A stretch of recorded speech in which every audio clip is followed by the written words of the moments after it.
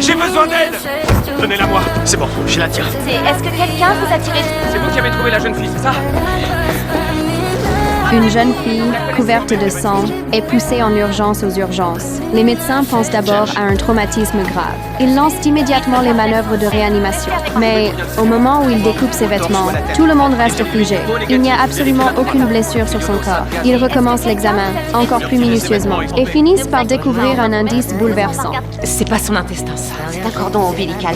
Face aux questions pressantes des médecins, la jeune fille tombe soudain dans le coma. La situation est critique.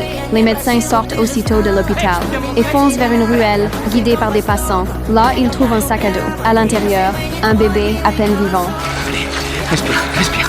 Allez, vas-y, respire. Les soignants tentent de le réanimer sur place. Finalement, l'enfant est transféré en soins intensifs. De l'autre côté, Erika est aussi temporairement hors de danger. Le sac à dos, ils l'ont retrouvé? Oui. Pourquoi tu as laissé ton bébé là-bas? J'en sais rien. Je voudrais te poser une question. 14 ans.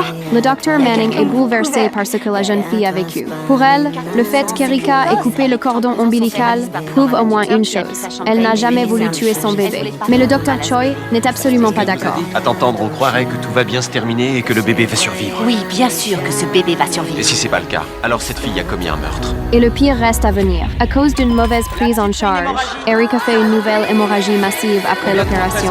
À un moment, ils ont même failli devoir lui retirer l'utérus, ce qui lui aurait fait perdre à jamais la possibilité d'être mère. Et le chirurgien responsable de l'intervention n'est autre que le Dr. Choi, celui qui la jugeait déjà durement. Pendant ce temps, les services de protection de l'enfance et les organismes sociaux entrent aussi dans l'affaire.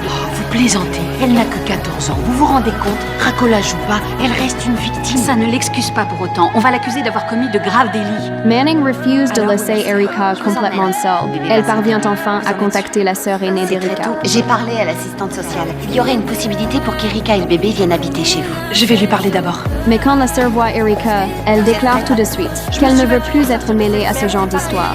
Il s'agit de votre famille? À vous entendre, on croirait que c'est une bonne chose. Et comme si ça ne suffisait pas, la police arrive. Ils veulent interroger Erika. Manning est folle d'inquiétude, mais elle ne peut rien faire. Et pourtant, personne ne s'y attendait. Le Dr. Choi, celui qui insistait pour qu'elle soit sévèrement punie, prend soudain une décision totalement inattendue. La police va venir.